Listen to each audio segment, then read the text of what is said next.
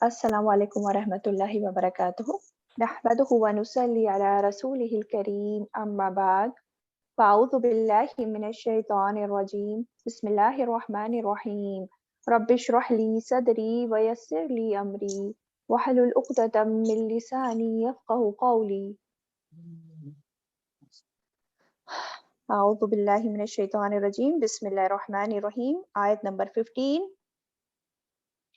वल्लाती यातीनल फ़ाहिशता मिनन निसाइकुम, वल्लाती और वो औरतें जो यातीना आए अल्फाहिशता बेहयाई को, मिन निसाइकुम तुम्हारी औरतों में से, फस्तशहिदू तो गवाह बना लो, अलैहिन्ना उन पर, अर्बअतम मिनकुम चार तुम में से, फ़इन शहिदू फिर अगर वो गवाही दे दे, फ़अमसिकुहुन्ना तो रोक लो उन्हें फिल बुयूती घरों में, हत्ता यहाँ तक कि यतवफ़्फ़ाहुन्ना फौत कर दे उन्हें अलमौत मौत, औ या यजअलल्लाहु बना दे अल्लाह लहुन्ना उनके लिए सबीला कोई रास्ता।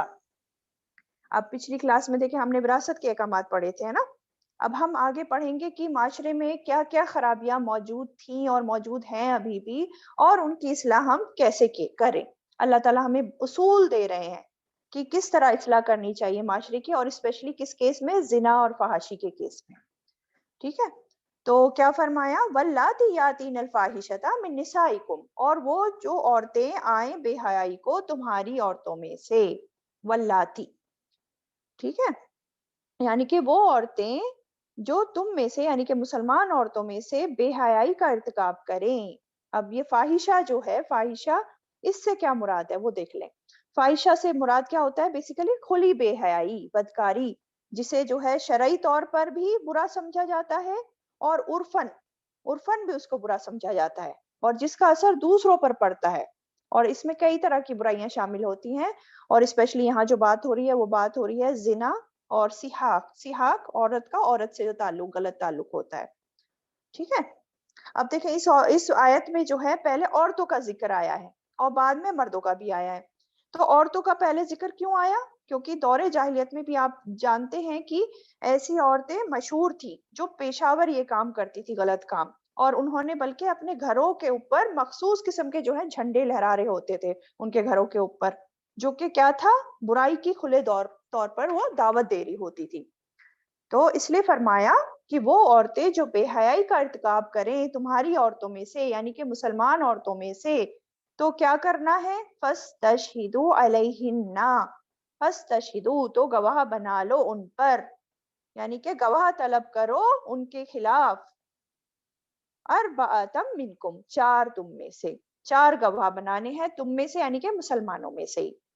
और गवाह तलब कौन करेगा, जो वलीउल अम्र है, औरत का वली है, वो तलब करेगा। और गवाह कौन होने चाहिए, एक तो मुसलमान होने चाहिए, तुम में से वर्ड आ गया, फिर बालिग होने चाहिए, आकिल होना चाहिए गवाह को, आजाद और काबिल एतमाद होना चाहिए। और देखें इस मामले में सिर्फ जो है मर्द की गवाही मानी जाएगी, औरत की गवाही नहीं मानी जाती इस मामले में। ऐसा क्यों है, क्योंकि देखिए ना ये बहुत सीरियस मामला है।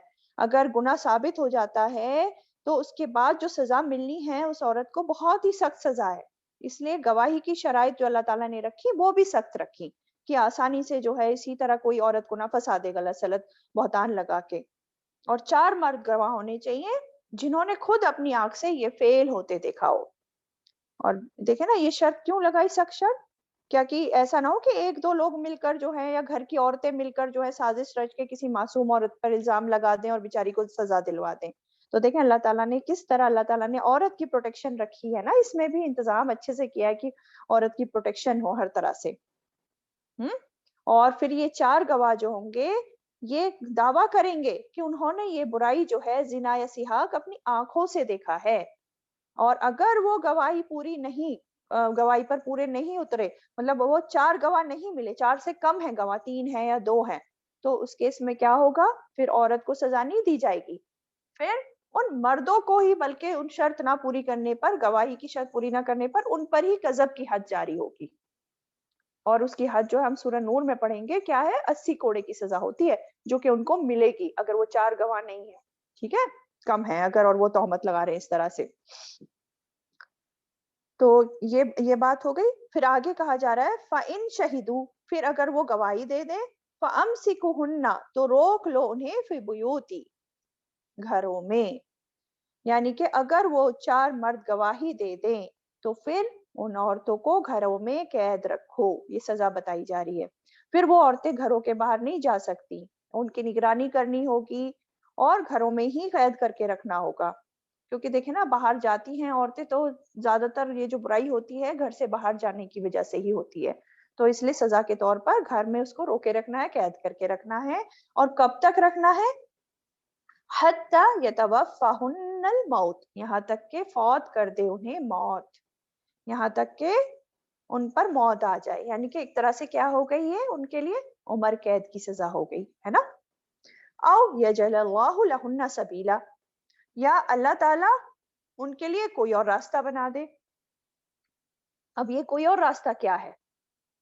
یہ جو آیت ہم پڑھ رہے ہیں یہ پہلے آئی، اور جو سورت نور میں ہم پڑھیں گے جو زنا کی حد وغیرہ کے احکامات آئے ہیں، جو سزا بتائی ہیں، وہ بعد میں آئی ہیں. تو اس سے مراد جو ہے یہی ہے نا. ابن عباس رضی اللہ تعالی عنہ کہتے ہیں اس سے مراد جو شادی شدہ کے لیے رجم کی سزا ہے اور کنواری عورت کے لیے کوڑوں کی سزا ہے، جو سورت نور میں ہم پڑھیں گے نا آیت نمبر 2 میں، اس سے مراد وہ ہے، سبیلا سے مراد. اور دیکھیں اللہ تعالیٰ نے ایک ساتھ جو ہے کڑی کڑی سزا ایک ساتھ ایک گو میں نہیں بتا دی کہ اب ایسا کر دیا تو اب ایسا کرو. اسٹیپ بائی اسٹیپ اللہ تعالیٰ نے احکامات اتارے ہیں نا، لوگوں کی اصلاح کرتے ہوئے دھیرے دھیرے کر کے احکامات اترے ہیں. تو اسی طرح پہلے یہ سزا بتائی جو اس آیت میں ہے، اور بعد میں چل کے جو ہے وہ رجم کی سزا شادی شدہ کے لیے اور 100 کوڑوں کی سزا جو ہے کنواری کے لیے بتائی. تو اس طرح سے یہ دھیرے دھیرے کر کے احکامات اترے. تو سبیلا سے مراد کیا ہوگا؟ یہی بات ہو گئی کہ بعد میں جو سورہ نور میں جو احکامات آئے ہیں. ٹھیک ہے. اور دیکھیں نا یہ احکامات جو ہے نا، آپ صلی اللہ علیہ وسلم نے خود رجم کی سزا دلوائی ہے. ایک آتا ہے قصہ، اس میں مائز اسلمی اور قبیلہ ازم کی ایک عورت، وہ دونوں شادی شدہ تھے اور انہوں نے یہ غلط کام کیا تھا، تو اس لیے ان کو دونوں کو سنسار کر دیا گیا تھا. تو ہمیں اس آیت سے کیا کیا باتیں پتہ چلی ہیں، پھر سے دیکھ لیتے ہیں. سب سے پہلی بات تو یہی ہے کہ اللہ تعالیٰ کو بے حیائی سخت ناپسند ہے. اسلام میں جو ہے فواہش گوارا ہی نہیں ہے. اور دیکھیں نا اس کے اثرات بھی تو اتنے برے ہوتے ہیں، پورے خاندان برباد ہو جاتے ہیں، پورا معاشرہ بگڑ جاتا ہے. تو یہ بہت بڑی سخت گناہ کی بات ہے. اور پھر عورت پہ جو تہمت اس طرح سے لگاتے ہیں یا ہوتے ہیں تو پھر اس کے لیے گواہ لانے کی ضرورت ہے، اور گواہ بھی 4 مرد ہونے چاہیے گواہی کے لیے، اور انہوں نے بھی وہ یہ گواہی دیں گے کہ انہوں نے اپنی آنکھوں سے خود دیکھا ہے. خالی گمان پر مبنی نہیں کہ ہاں شک ہے شبہ ہے، ایسا نہیں، اپنی آنکھوں سے دیکھا ہے. ٹھیک ہے. اور پھر کیا پتہ چلا کہ ابتدا میں تو سزا عمر قید تھی، اور بعد میں پھر دوسرا حکم آ گیا، کون سا؟ جو میں نے ابھی بتایا، حد جاری کرنے کا. اور آخری بات یہ بھی ہے کہ جب حد جاری ہو جائے، انسان کو سزا دے دی جائے اس کے گناہ کی، ہے نا، پھر ان کو چھوڑ دینا چاہیے. مطلب پھر ان کو لعنت ملامت نہیں کرتے رہنا چاہیے بعد میں بھی، سزا دینے کے بعد بھی. جب انسان سے غلطی ہو گئی، اس کو سزا مل گئی، پھر سزا کے بعد پھر ان کے ساتھ نارمل معاملہ کیا جائے گا. پھر زندگی بھر اس کو تان و تشنیع نہیں کرتا رہے گا، دوسرے لوگ تان و تشنیع نہ کرتے رہے اس انسان کو. یہ ہمارا دین ہے، یہ ہمارا دین ہمیں سکھاتا ہے جو عدل پر بیسڈ ہے. ٹھیک ہے. چلیں نیکسٹ آیت دیکھتے ہیں. واللذانی یاتیانہا، اور وہ دو جو یاتیانہا آئیں اس برائی کو، منکم تم میں سے، فآذوہما تو اذیت دو ان دونوں کو، فإن تابا پھر اگر وہ دونوں توبہ کر لے، وأصلحا اور اصلاح کر لے، فأعرضوا عنہما تو اراض کرو ان دونوں سے. ان اللہ بے شک اللہ کانا ہے، توابا بہت توبہ قبول کرنے والا، رحیمہ نہایت رحم کرنے والا. اب پچھلی آیت میں عورتوں کی بات ہو رہی تھی، اب اس آیت میں کس کی بات ہو رہی ہے؟ واللذانی، اور وہ دو، یہاں پہ مرد کی بات ہو رہی ہے، 2 مردوں کی بات ہو رہی ہے. اور وہ دو یعنی 2 مرد اگر اس برائی کا ارتکاب کریں تم میں سے، مسلمانوں میں سے، یعنی کہ فاحشہ کا ارتکاب کریں. اور یہاں فاحشہ سے مراد کون سی فاحشہ کی بات ہو رہی ہے؟ یہاں پہ عمل قوم لوط کی بات ہو رہی ہے. اور قرآن مجید میں بھی آتا ہے نا، ان کے جو قوم لوط تھی اس کے لیے کیا کہا گیا؟ کیا تم ایسی فاحشہ کا ارتکاب کرتے ہو جس کا ارتکاب اس سے پہلے کسی نے نہیں کیا؟ تو وہاں بھی جو عمل قوم لوط ہے اس کے لیے فاحشہ کا لفظ آیا. تو کیا بتایا جا رہا ہے؟ واللزانی یاتی یا نہا. ہاں یہاں فاحشہ کو انڈیکیٹ کر رہا ہے جو پچھلی آیت میں ہم نے پڑھا. اور یہاں اس میں فاحشہ کون سی ہے؟ عمل قوم لوط. تو کیا کہا جا رہا ہے؟ دو مرد اگر اس برائی کا ارتکاب کریں تو کیا کرنا ہے؟ فآذوہما، تو اذیت دو ان دونوں کو. اذیت دینی ہے. اب دیکھیں اذیت دو طرح سے دی جا سکتی ہے. ذہنی اذیت بھی دی جا سکتی ہے جس میں ڈانٹ ڈپٹ، ملامت کرنا، ذلیل و خوار کرنا، انسان کو یہ سب ہوتا ہے. اور جسمانی اذیت بھی دی جا سکتی ہے جیسے مار پیٹ کرنا. تو ان دو مردوں کو سزا اس جرم پر کیا بتایا؟ اذیت دینا ہے. اب یہ پتہ نہیں چلا نا اذیت کس طرح سے دی جائے. اب یہ اذیت کس طرح سے دی جائے تو ہم پھر صحابہ کرام کے عمل کو دیکھیں گے کہ انہوں نے کیا کیا تھا. ابن عمر رضی اللہ تعالیٰ عنہ کہتے ہیں کہ آپ صلی اللہ علیہ وسلم نے ایسے شخص کو مارا بھی اور اس کو اس علاقے سے نکال بھی دیا، باہر کر دیا اس علاقے سے. اور ابو بکر صدیق رضی اللہ تعالیٰ عنہ نے بھی یہی کیا اور عمر رضی اللہ تعالیٰ عنہ نے بھی ایسا ہی کیا. بعض نے یہ بھی کہا کہ ایسے لوگوں کو آگ میں جلا دیا جائے، اور بعض فقہا کا کیا کہنا ہے کہ انہیں دیوار سے گرا کر کچل دیا جائے، اور بعض نے کہا اونچی جگہ سے پھینک کر ان کو سنگسار کیا جائے. تو یہ ساری سزا بتائی فقہا علماء نے. تو بیسیکلی جو قوم لوط پر عذاب آیا تھا نا اس برائی کی وجہ سے، جو سزائیں ان لوگوں کو ملی تھی، تو یہ سب سزائیں پھر ایسے کرنے والوں کے لیے تجویز کی گئی ہیں. کیا ہوا تھا قوم لوط کے ساتھ؟ قوم لوط کی بستی کو پورا کا پورا جو ہے اوپر اٹھا کر اونچائی سے پٹک کے دے مارا تھا، ہے نا. اسی طرح بعض فقہا کا کہنا ہے کہ ان لوگوں کو بھی اوپر کہیں لے جا کر پھر نیچے دے مارا جائے. اور بعض کہتے ہیں کہ تلوار سے قتل کر دیا جائے ایسے لوگوں کو. کیوں؟ کیونکہ دیکھیں قوم لوط کے بھی جو ہے نا ہر ایک بندے کو ایک ایک پتھر آ کر لگا تھا، اور وہ پتھر نشان زدہ تھا، مطلب پرٹیکولر انسان کے لیے پرٹیکولر پتھر نشان زدہ آ کے لگا اس کو. تو اسی طرح کی کہا جاتا ہے کہ بعض کہ ان میں سے تلوار سے ان کو قتل کر دیا جائے ہر ایک کو الگ الگ. اور صحابہ اکرام کا اس بات پر دیکھیں اجماع ہے کہ فاعل اور مفعول دونوں کا قتل کیا جائے گا، کرنے والا اور کروانے والا دونوں کا قتل کیا جائے گا. بس اختلاف اس بات میں ہے کہ قتل تو کیا جائے گا لیکن کس طریقے سے کیا جائے. اب طریقے جو مختلف ہم نے دیکھے اس میں سے جو بھی طریقہ بولے. لیکن کیا فرمایا آگے؟ فَإِن پھر اگر وہ دونوں توبہ کر لے، فَأَصْلَحَا اور اصلاح کر لے، فَأَعْرِضُوا عَنْهُمَا تو اعراض کرو ان دونوں سے. یعنی کہ یہ دو لوگ پکڑے جانے سے پہلے ہی اگر ان دونوں نے توبہ کر لی اور اپنی اصلاح کر لی، ہے نا، باز آ گئے اپنی غلطی سے، اس غلط کام سے، تو پھر ان دونوں سے اعراض کرنے کو کہا جا رہا ہے. لیکن ایک بار پکڑے گئے یہ کام کرتے ہوئے، پھر اس وقت کہے نہیں کہ میں توبہ کرتا ہوں آئندہ نہیں کروں گا، تو اس وقت کی توبہ قبول نہیں ہوگی. پھر تو اس کو سزا ملنی ہے، جو تعزیر ہے وہ جاری ہونی ہے نا. یعنی کہ کسی نے یہ غلط کام کیا لیکن اس کو اپنی غلطی کا، گناہ کا احساس ہو گیا اور اس نے سچی توبہ کر لی اور سدھر بھی گیا اور اپنی اصلاح بھی کر لی. پھر بعد میں جا کر بہت سالوں بعد کسی نے اس کی پرانی شکایت لگا دی، تو پھر اس پر اس کو حد جاری نہیں ہوگی کیونکہ وہ پہلے ہی توبہ کر چکا ہے، اپنی اصلاح کر چکا ہے. لیکن اگر اس جرم کو کرتے ہوئے پکڑا گیا تو پھر سزا بھگتنی پڑے گی. یہ بات ہے، ٹھیک ہے. لیکن انسان جب توبہ کر لے نا اور اپنی اصلاح کر لے تو پھر اس کے بعد اس پر تان و تشنیع نہیں کرنا چاہیے، اس پر پھر عیب بعد میں بھی نہیں لگاتے رہنا چاہیے، ہے نا. اور اس سے کیوں منع کیا کہ بعد میں کیوں نہیں کرنا چاہیے سب؟ کیونکہ دیکھیں وہ توبہ کر چکا ہے، اللہ تعالیٰ نے ہو سکتا ہے اس کی توبہ قبول کر لی ہو، اور ہم پڑھیں گے ابھی آگے کہ جو توبہ کر لیتا ہے اللہ تعالیٰ اس کی توبہ قبول کرتا بھی ہے، جو سچے دل سے توبہ کرتا ہے. تو وہ آلریڈی توبہ کر چکا ہے، سدھر چکا ہے. لیکن اگر اس انسان کو بار بار اس کے گناہ کا تانا دیا جائے گا، اس پر تان و تشنیع کے مطلب دیتے ہی رہیں گے، تو بعض وقت کیا ہوتا ہے پھر وہ انسان ضد میں پکڑ آ جاتا ہے اور پھر سے اسی گناہ میں مبتلا ہو جاتا ہے نا. اس لیے بعد میں پھر اس طرح سے اس کے ساتھ بیہیو نہیں کرنا چاہیے. لیکن جو اس طرح کے جرم کرتے ہیں اور پکڑے نہیں جاتے تو ان کو ڈرنا چاہیے، کیونکہ ایک روایت میں آتا ہے اللہ تعالیٰ اس مرد کی طرف رحمت کی نگاہ سے نہیں دیکھتے جو کسی مرد یا عورت کے ساتھ غیر فطری فعل کرتے ہیں۔ اللہ تعالیٰ رحمت کی نگاہ سے نہیں دیکھتے، تو اگر پکڑے بھی نہیں جا رہے تو ان کو پھر بھی ڈرتے رہنا چاہیے، تو دنیا میں سزا نہیں ملی لیکن آخرت میں تو مل کے رہے گی، ہے نا۔ نیکسٹ آیت پہ آ جاتے ہیں، آیت نمبر 17۔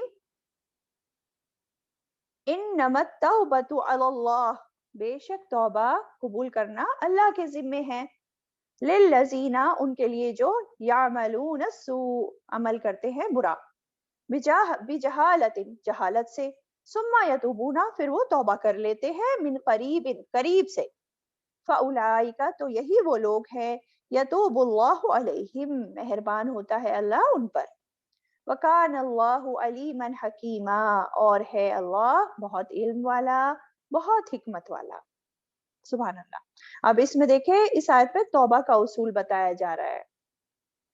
کیا بتایا جا رہا ہے کہ جو لوگ جہالت کی وجہ سے برے کام کرتے ہیں، لا علمی کی وجہ سے، جہالت کی وجہ سے وہ برائی کر بیٹھتے ہیں اور ان کو پتہ نہیں ہوتا کہ یہ کام اللہ کی نظر میں کتنا زیادہ برا ہے، یا پھر یہ تو لا علمی کی وجہ سے کہ ان کے پتہ ہی نہیں ہے کہ اللہ کی نظر میں کتنا برا ہے، یا پھر جذبات سے مغلوب ہو جاتے ہیں، اور جذبات سے مغلوب ہو کر انسان پھر غلط کام کر بیٹھتا ہے، کیونکہ جب جذبات کا غلبہ ہوتا ہے تو اس وقت بھی کیا ہوتا ہے، انسان کی عقل پر پردہ پڑ جاتا ہے، وہ بھی اس وقت جاہلوں میں آ جاتا ہے۔ تو جہالت لا علمی کی وجہ سے بھی ہو سکتی ہے، یا جہالت عقل پر پردہ پڑنے کی وجہ سے بھی ہو سکتی ہے، جیسے کہ خواہشات کا غلبہ، جذبات سے مغلوب ہو کر۔ تو اگر انسان فواحش کا ارتکاب کر لیتا ہے ایسے میں، تو فرمایا کہ ایسے لوگوں کے لیے توبہ ہے جو جہالت سے برائی کر لیتے ہیں لیکن پھر قریب ہی توبہ کر لیتے ہیں، ثم یتوبون من قریب، پھر وہ توبہ کر لیتے ہیں قریب سے، یعنی کہ قریب ہی۔ اب اس کا کیا مطلب ہے؟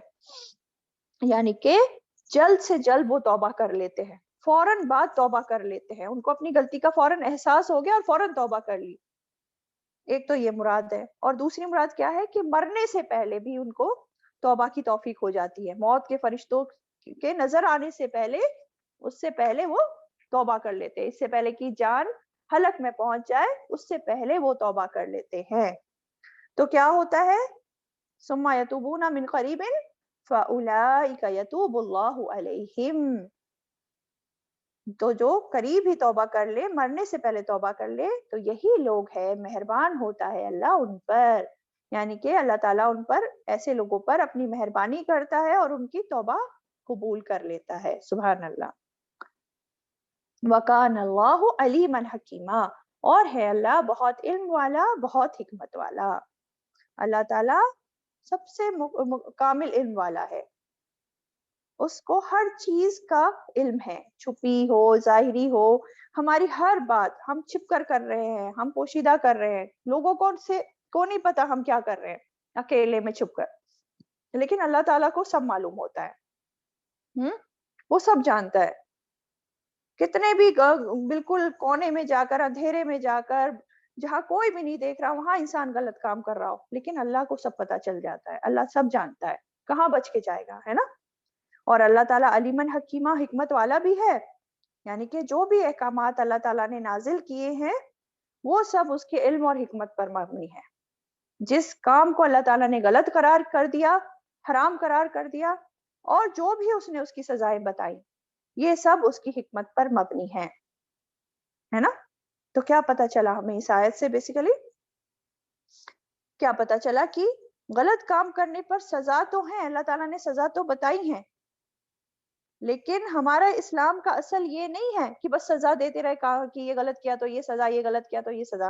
ہمارا اسلام کیا ہے؟ اللہ تعالیٰ کیا چاہتا ہے ہم سے کہ غلطی، انسان ہے، غلطی تو ہو جائے گی، لیکن فوراً توبہ کر لے انسان، فوراً رجوع کر لے، اس غلط کام کو چھوڑ دے، اصلاح کے راستے اپنا لے، ہے نا۔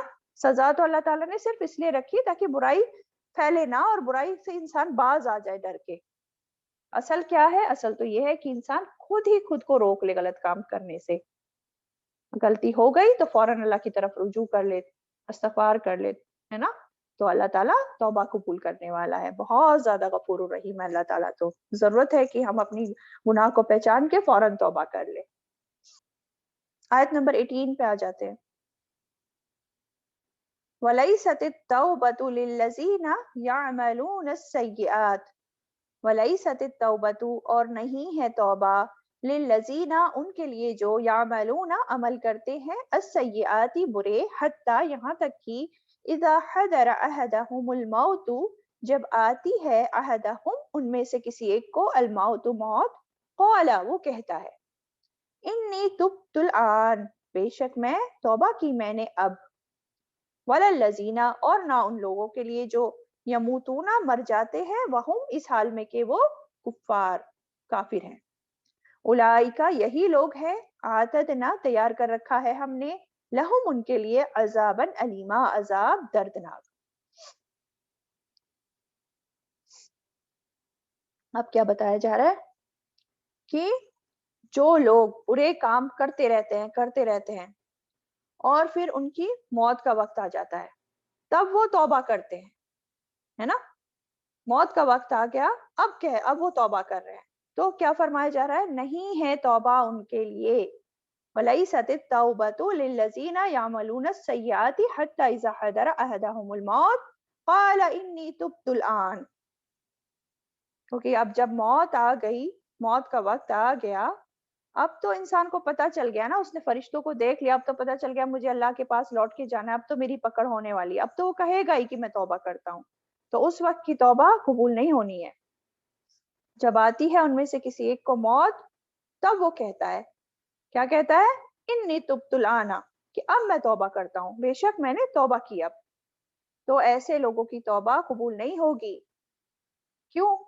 کیونکہ اللہ تعالیٰ نے زندگی دی تھی اس وقت اسے وہ کام کرنا تھا اب تو عمل کا وقت ختم ہو گیا اب تو مہلت ختم ہو گئی اب تو بدلے کا وقت آ رہا ہے اب تو جزا کا وقت آ گیا ہے تو اب توبہ قبول نہیں ہونی ہے.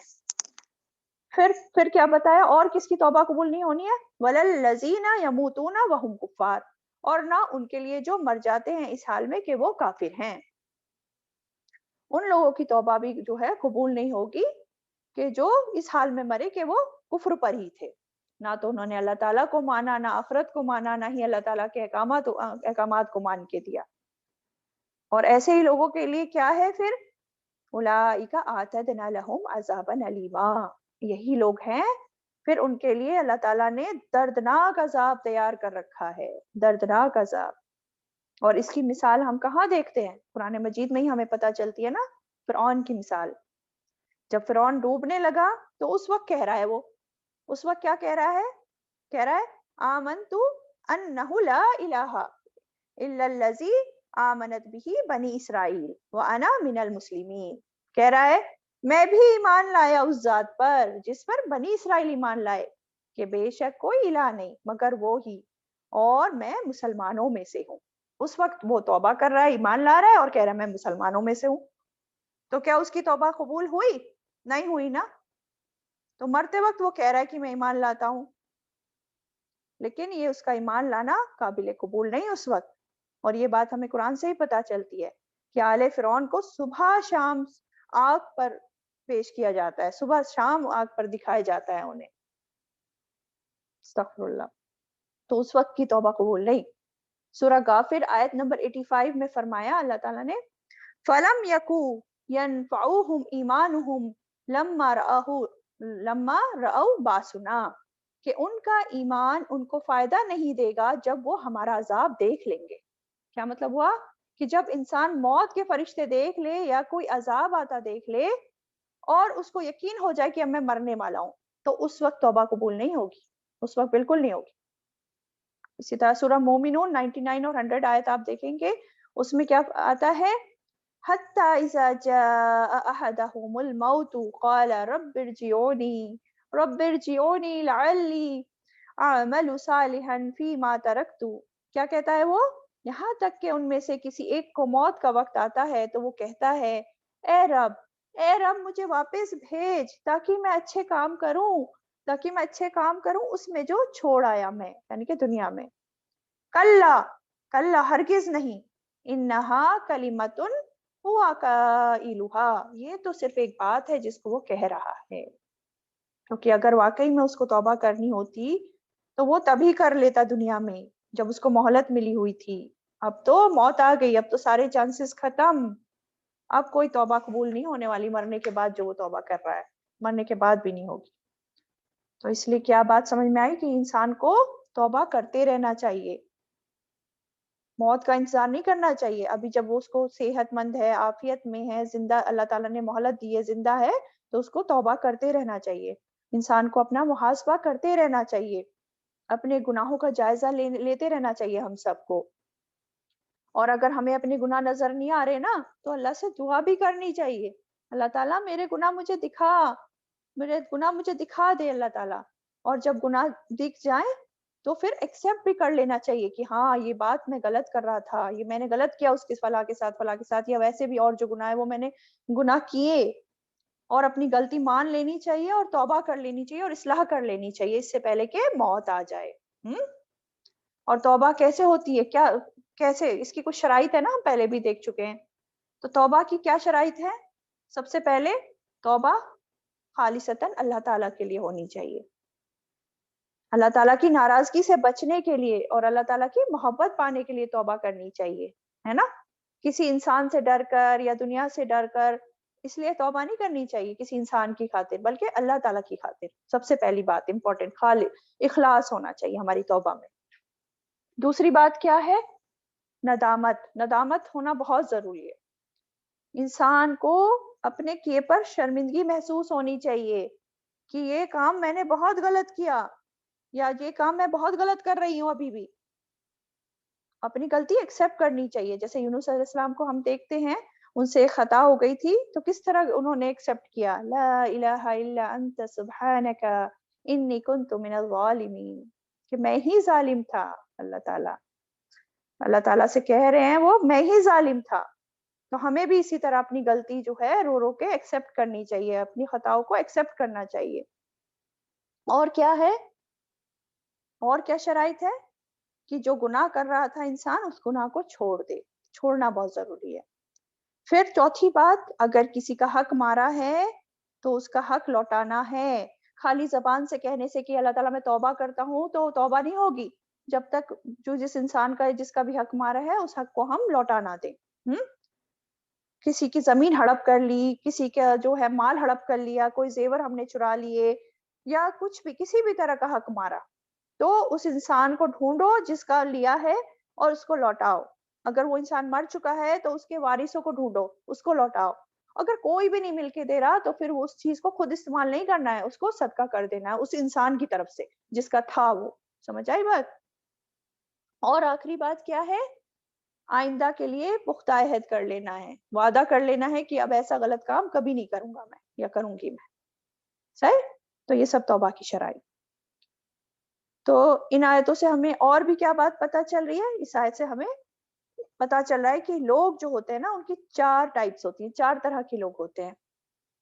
पहले वो होते हैं जो तो गुनाह कर बैठते हैं लेकिन फौरन ही तौबा कर लेते हैं, है ना, करीबन, और इनकी तौबा अल्लाह ताला कबूल करता है, ये भी हमने देखा। दूसरी बात क्या है? दूसरी तरह के लोग जो क्या करते हैं, गुनाह करते हैं और फिर ताखीर करते रहते हैं, वो तौबा नहीं करके देते, यहाँ तक कि अपना गुनाह भी भूल जाते हैं। और तीसरी तरह के लोग क्या है? और देखें, दूसरी तरह के लोग मैंने बताया ना कि ताखीर करते रहते हैं, यहाँ तक कि गुनाह भी भूल जाते हैं। और देखें अक्सर ऐसे होता है, अगर इंसान गुनाह करता है कुछ दिन बाद भूल भी जाता है, जहन से उतर जाता है कि हमसे ये बात हुई थी।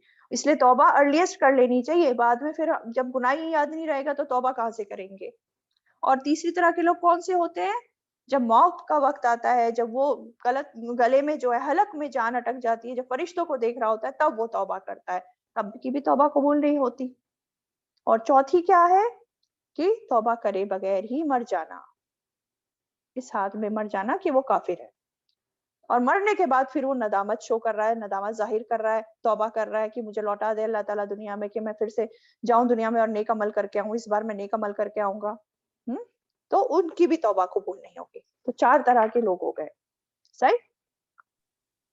आयत 19, या अय्युहल्लज़ीना आमनू, ए लोगो जो ईमान लाए हो, ला यहिल्लु नहीं हलाल लकुम तुम्हारे लिए, अन ये के तरिसू तुम वारिस बन जाओ, अन्निसा औरतों के, करहन जबरदस्ती, वला तादुलुहुन्ना और ना तुम रोको उन्हें, लितज़हबू बिबादी ताकि तुम ले जाओ बाज, माँ आतैतुमुहुन्ना जो बाज वो जो दिया तुमने उन्हें, इल्ला मगर अन ये के यातीना वो आए बिफाहिशतिम मुबय्यिना बेहयाई को खुली खुली, वाशिरुहुन्ना और गुजर बसर करो उनके साथ, बिलमारूफ भले तरीके से, फ़इन फिर अगर करिहतुमुहुन्ना तुम नापसंद करो उन्हें, फासा तो हो सकता है, अन के तकरहू तुम नापसंद करो शैअन एक चीज को,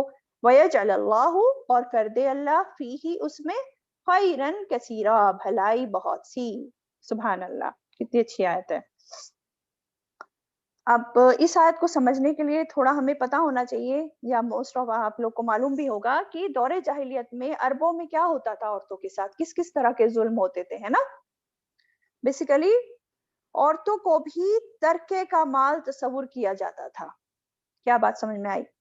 यानी कि जैसे घर बार माल दौलत जानवर जेवरात वगैरह विरासत के तौर पर तकसीम होते थे, उसी तरह बेवा औरत या यतीम बच्चियों को भी वो लोग माल समझकर आपस में तकसीम करते थे और अपनी मर्जी चलाते थे उन पर, और जो माल भी उन पे होता था उसको भी खुद ले लेते थे, ये लोग हड़प लेते थे।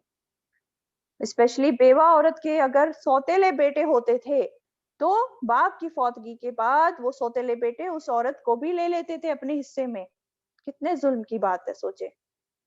इसी तरह मैयत के जो भाई वगैरह होते तो वो उस बेवा औरत को घर छोड़ने नहीं देते, या तो जबरदस्ती उससे निकाह कर लेते या फिर निकाह के बगैर ही अपने हिस्से में ले लेते कि ये तो मेरे हिस्से में आई है।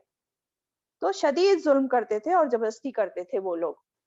लेकिन सुभान अल्लाह, इस्लाम आया और अल्लाह ताला ने औरतों के हुकूक उनको दिलवाए और ये जितने भी जालिमाना तरीके थे इनको खत्म किया। अल्लाह ताला हुक्म दे रहे हैं यहाँ पे, या अय्युहल्लज़ीना आमनू, ये ईमान का तकाजा है, सब ईमान वालों के लिए है। उस दौर में भी जब इस्लाम आ गया, लोग ईमान ले आए, उनके लिए भी ये बात है और हर दौर के लिए ये बात है। ईमान वालों को कहा जा रहा है। क्या कहा जा रहा है कि नहीं हलाल तुम्हारे लिए कि तुम बारिश बन बैठो औरतों की जबरदस्ती। यानी कि उन औरतों के जिनके शौहर फौत हो गए, तुम जबरदस्ती उनसे निकाह नहीं कर सकते, और ना ही ये कि किसी और से उनका जबरदस्ती निकाह करा दो उन औरतों की मर्जी के खिलाफ, ऐसा नहीं कर सकते तुम। और दूसरी बात इसमें जो है खिताब शौहरों को भी है। उन शौहरों को भी खिताब है जो अपनी बीवी पर जुल्म करते हैं, उन्हें तंग करते हैं और उनको तलाक भी नहीं देते, छोड़ते भी नहीं, रोक के रखते हैं। ना तो उनको अच्छी तरह उनके साथ जैसे बीवी को रखना चाहिए ऐसे रखते हैं, बल्कि कैसे रखते हैं, उनको सोचते हैं कि ये तो मेरी मिल्कियत है, मैं जैसे चाहे करूं इनके साथ। तो उनको भी ये बात बताई जा रही है कि औरत कोई मालूम बता नहीं है, एक आजाद इंसान है, एक आजाद औरत है, वो भी इंसान है, उसको भी अल्लाह ताला ने हुकूक रखे हैं। इसलिए कहा वला तादुलुहुन्ना, और ना तुम रोको उन्हें, लितज़हबू बिबादिन मा आतैतुमुहुन्ना, बिबादी मा आतैतुमुहुन्ना, तुम ना रोको उन्हें ताकि तुम ले जाओ बाज जो तुमने दिया उन्हें। तादुलुहुन्ना, इसका क्या मतलब है? मतलब है सख्ती से रोकना, मजबूर करना, उन लोगों को मजबूर करना। तो यहाँ पे जो दौरे जाहिलियत में जुल्म होता था, एक और जो जुल्म का तरीका मौजूद था उस दौर में, उसका यहाँ पे बात बताई जा रही है। और ये खाली उस दौर में नहीं, आज भी हम देखते हैं किसी ना किसी फॉर्म में ये तरीके आज भी मौजूद है हमारे माशरे में। लोग क्या करते थे तब भी कि निकाह के वक्त तो उनको बड़ी बड़ी मेहर दे देते थे, पैसे दे देते थे, घर दे देते थे, जेवरात वगैरह उनको दे देते थे, है ना। लेकिन बाद में निकाह के बाद कुछ दिन बाद ही फिर औरत को तंग करना शुरू कर देते थे, उन पर जुल्म करना शुरू कर देते थे, मजबूर करते थे ताकि वो चीजें जो उन्होंने मेहर के तौर पर दी हैं या तोहफे तवाइफ दिए हैं वो वापस कर दें वो औरतें। इस तरह उन पर जुल्म करके वो चीज वापस लेना चाहते थे। तो यहाँ मना किया जा रहा है कि तुम औरतों को परेशान ना करो कि उससे माल हथिया लो, ان سے حق مہر واپس لے لو، یا جو بھی تم نے دیا ہے اس میں سے کچھ حصہ واپس لے لو، ایسا نہیں کرو، تم منع کیا ہے۔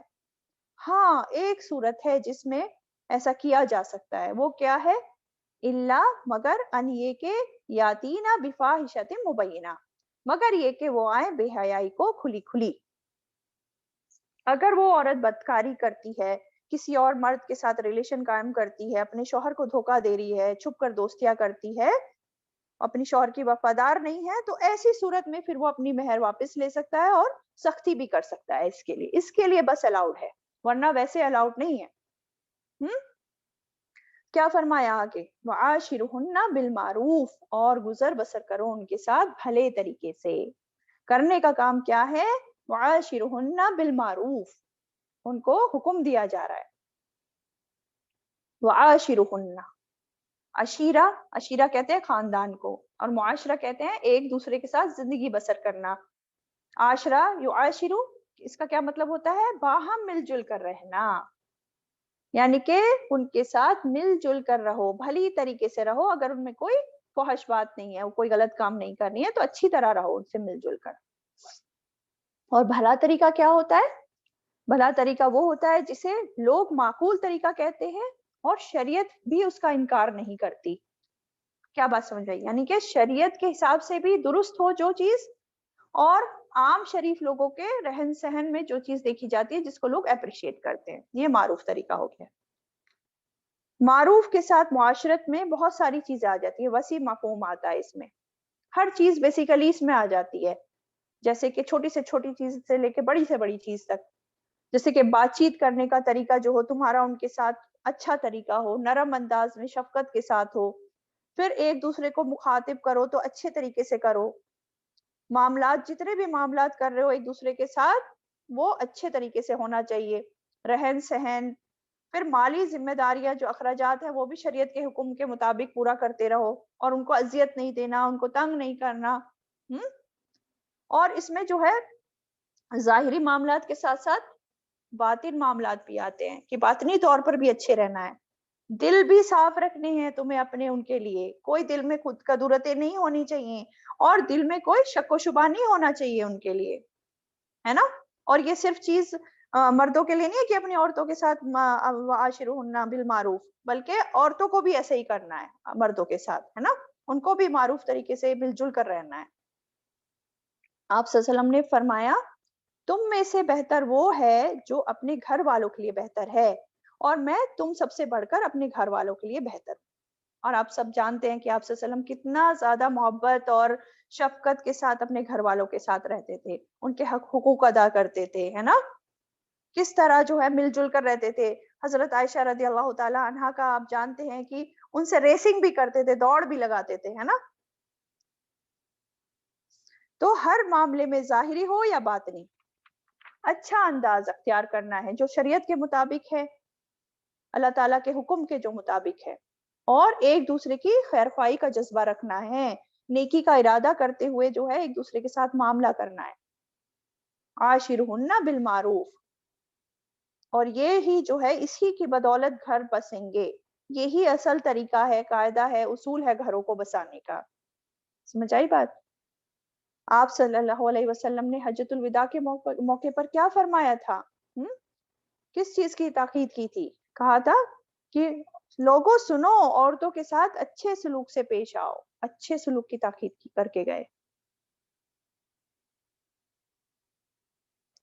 پھر آگے فرمایا فَإِن كَرِهْتُمُوهُنَّ، پھر اگر تم ناپسند کرو انہیں، فَعَسَىٰ، تو ہو سکتا ہے کہ تم ناپسند کرو ایک چیز کو اور کر دے اللہ اس میں بھلائی بہت سی۔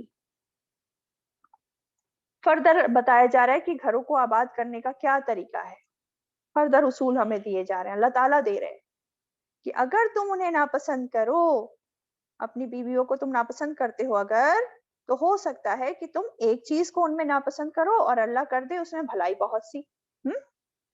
مطلب کوئی بھی، آپ جانتے ہیں کوئی بھی انسان لے لیں آپ، چاہے مرد ہو یا عورت، مکمل طور پر کبھی پورا صحیح یا پورا غلط نہیں ہوتا ہے نا، کمی کوتاہی ہر ایک میں ہوتی ہے، لیکن اگر کمی کوتاہی ہوتی ہے، ایک طرف کچھ خامی ہوتی ہے تو دوسری طرف کچھ خوبیاں بھی ہوتی ہیں، اس میں اچھائیاں بھی ہوتی ہیں۔ لیکن شیطان کا کیا کام ہے؟ وہ کیا کرتا ہے؟ وہ صرف دوسرے کی کمزوری اور خامی اور برائیوں کو جو ہے سامنے لا کر دکھاتا ہے، اور اچھائیوں کو کیا کرواتا ہے؟ نظر انداز کرواتا رہتا ہے. جبکہ اللہ تعالیٰ ہمیں کیا سمجھا رہے ہیں کہ اگر تم انہیں ناپسند کرتے ہو، تمہیں اگر کوئی چیز ناپسند ہے ان میں، تو کوئی اور چیز بھی تو ہوگی جو تمہیں پسند ہوگی. کوئی ایک عادت اچھی نہیں لگتی تو اور بھی تو ایسی عادتیں ہوں گی اس میں جو اچھی ہوں گی. تو اگر کسی بھی وجہ سے اگر تمہاری بیوی معیار پر پوری نہیں اترتی، تو ہو سکتا ہے اللہ اسی میں خیر کثیر ڈال دے، اسی بیوی سے تمہیں اور زیادہ بھلائیاں نصیب ہو جائیں. اس لیے جو ایک چیز اس میں ناگوار لگتی ہے بس اسی کے بارے میں نہ سوچتے رہو، اسی سے بس پریشان نہ رہو اور بیوی کو بھی پریشان کرتے رہو، بلکہ ان چیزوں کو بھی دیکھو جو اس کے اندر اچھی ہیں. بہت ساری اچھی چیزیں بھی مل جائیں گی تمہیں، ہے نا. اگر مان لو صورت اچھی نہیں ہے اس کی، تو ہو سکتا ہے کہ اللہ تعالیٰ نے اس کی سیرت بہت اچھی بنائی ہو، بہت اچھے اخلاق کی ہو وہ، اور ہو سکتا ہے وہ اپنی اولاد کی اتنی اچھی تربیت کرے کہ وہ اولاد آنکھوں کی ٹھنڈک بن جائے، آگے چل کے صدقہ جاریہ بن جائے تمہارے لیے، آگے چل کے تمہاری آخرت سنوار دے. تو یہ ہمارے اسلام کی تعلیم ہے. انسان میں اگر کوئی کمی ہے بھی، خرابی ہے بھی، تو سب سے پہلے تو اس کی اصلاح کرنے کی کوشش کرے. ہو سکتا ہے اس انسان کو پتہ ہی نہ ہو کہ میرے اندر یہ کمی ہے، تو اچھے طریقے سے اس کو بتایا جائے، اس کی اصلاح کرنے کی کوشش کی جائے. اور اگر پھر بھی اس کی اصلاح نہیں ہو پا رہی ہے کسی ریزن کی وجہ سے، تو پھر اس کو اگنور کرا جائے اس چیز کو، اور باقی خوبیوں کو دیکھا جائے. تبھی دیکھیں رشتے ناطے برقرار رہ سکتے ہیں، تبھی گھر بس سکتے ہیں، ہے نا. اور آپ صلی اللہ علیہ وسلم نے فرمایا مومنوں میں سب سے کامل وہ شخص ہے جس کے اخلاق اچھے ہوں، جس کے اخلاق اچھے ہوں. اور تم میں سے بہتر وہ لوگ ہیں جو اپنی بیویوں کے حق میں اچھے ہوں. سوچیں، جو اپنی بیویوں کے حق میں اچھے ہوں. ایک اور جگہ آپ صلی اللہ علیہ وسلم نے فرمایا کوئی بھی مومن اپنی مومنہ بیوی سے بغض نہ رکھے. اگر اسے اس کی کوئی عادت ناپسند ہوگی تو ضرور کوئی دوسری پسند بھی ہوگی، تو بغض نہیں رکھنا ہے. تو کیا پتا چلا ہمیں اس آیت سے کہ اچھائی پر نظر رکھنی ہے.